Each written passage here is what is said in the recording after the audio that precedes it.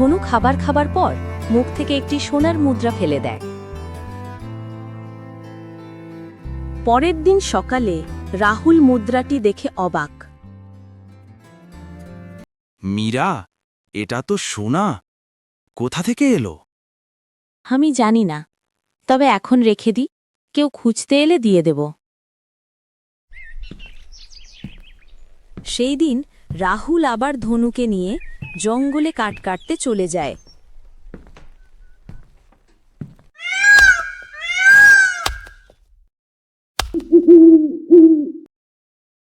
সন্ধ্যায় ফিরে ধনুকে খেতে দেয়, তারপর সে নিজে বিশ্রাম নেয়।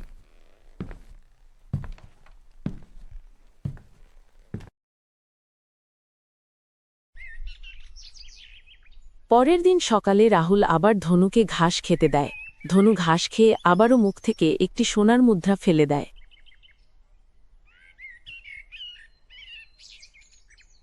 রাহুল খুব অবাক হয়ে মীরাকে ডাকল।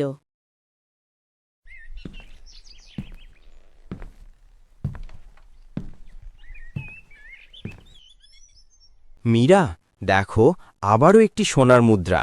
আমি তো কিছুই বুঝতে পারছি না। আমি নিজেও বুঝতে পারছি না, কিন্তু নিশ্চয়ই ধনু কোনো সাধারণ হাতি নয়। হয়তো তুমি যেভাবে ওর প্রাণ বাঁচিয়েছ, সেই কৃতজ্ঞতায় উপরবালা এইভাবে সাহায্য করছেন। তারপর প্রতিদিনই রাহুল জঙ্গলে যায়, কাঠ কাটে, সন্ধ্যায় ফিরে ধনুকে খাবার দেয়, আর ধনু প্রতিদিন একটি করে সোনার মুদ্রা ফেলে। ধীরে ধীরে তাদের ঘর ভরে উঠতে থাকে সোনার মুদ্রায়। রাহুলের দারিদ্র্য দূর হতে শুরু করে। কিছুদিন পরে মীরা বলে, এই যে শুনছ, এখন তো আমাদের আর অভাব নেই। তুমি দীনবন্ধু সাহেবের ধারটা শোধ করে দাও। তুমি ঠিক বলেছ। আমি আগামীকাল গিয়ে সব ধার শোধ করে দেব। পরের দিন সকালে রাহুল দীনবন্ধু সাহেবের বাড়িতে গিয়ে সব টাকা শোধ করে দেয়।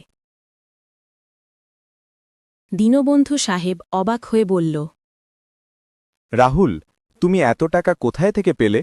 তুমি তো একজন সাধারণ কাঠুরে। কাঠ কেটে এত টাকা কিভাবে সঞ্চয় করলে? রাহুল সহজভাবে বলে, পরিশ্রম আর ভরসা থাকলে উপরওয়ালা ঠিক পথ দেখিয়ে দেন। কিন্তু দীনবন্ধু সাহেব সন্দেহে পড়ে যায়। তিনি মনে মনে ভাবেন, কাঠুরে রাহুল হঠাৎ এত টাকা পেল কোথা থেকে? নিশ্চয় জঙ্গলে কোনো গুপ্তধন পেয়েছে। আমাকে তার বাড়িতে নজর রাখতে হবে। সেই দিন রাতেই দীনবন্ধু তার চাকরকে পাঠায় রাহুলের বাড়ির দিকে নজর রাখতে। চাকর গিয়ে দেখে রাহুল ধনুকে ঘাস খেতে দিচ্ছে, আর ধনু ঘাস খেয়ে মুখ থেকে সোনার মুদ্রা ফেলছে। চাকর দৌড়ে গিয়ে দীনবন্ধুকে সব বলে দেয়।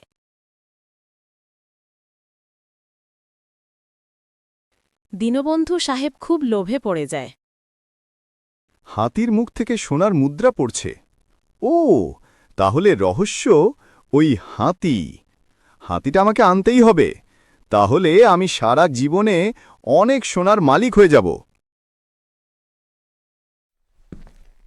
সেই দিন রাতে গভীর অন্ধকারে দীনবন্ধু সাহেব তার লোকেদের সঙ্গে নিয়ে রাহুলের বাড়িতে আসে এবং ধনুকে চুরি করে নিয়ে চলে যায়। পরের দিন রাহুল ঘুম থেকে উঠে দেখে ধনু সেখানে নেই। মীরা, ধনু নেই। কেউ ওকে চুরি করে নিয়ে গেছে। হায় ঈশ্বর, কে এত নিষ্ঠুর কাজ করল?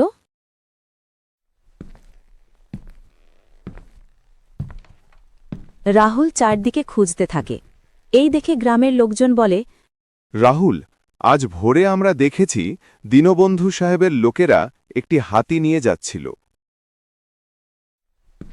সব শুনে রাহুল ছুটে যায় দীনবন্ধু সাহেবের বাড়িতে।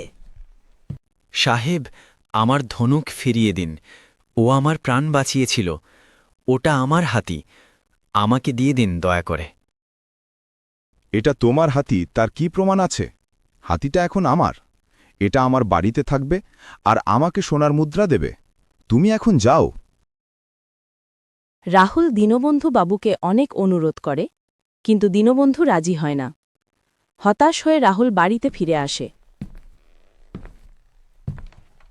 বাড়িতে এসে তার স্ত্রীকে সব খুলে বলে। মীরা তাকে সান্ত্বনা দেয়। দুঃখ করো না তুমি, সত্যের জয় হবেই, ও আমাদের কাছে ঠিক ফেরত আসবে। এদিকে দীনবন্ধু ধনুকে ঘাস খেতে দেয়। ঘাস খাবার পর দীনবন্ধু উন্মুখ হয়ে অপেক্ষা করে, কিন্তু ধনু মুখ থেকে একটিও সোনার মুদ্রা ফেলে না। দীনবন্ধু আবার খাওয়ায়, তবুও কিছু হয় না। লোভে অন্ধ দীনবন্ধু রেগে গিয়ে বলে, দূর, এই হাতিটা তো একদমই কোনো মুদ্রা দিচ্ছে না। রাহুল আমাকে ঠকিয়েছে। সে তার লোকজনকে বলে, হাতিটাকে বনে ছেড়ে দাও, কোনো লাভ নেই। এই হাতি কোনো সোনার মুদ্রা দেয় না। ধনুকে দীনবন্ধুর লোকেরা বনে ছেড়ে যায়। ধনু বনের পথ ছেড়ে দৌড়ে যায় রাহুলের বাড়ির দিকে।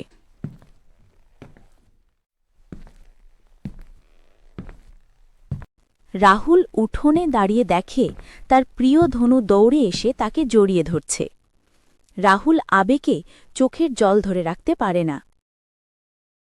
ধনু, তুমি ফিরে এসেছ?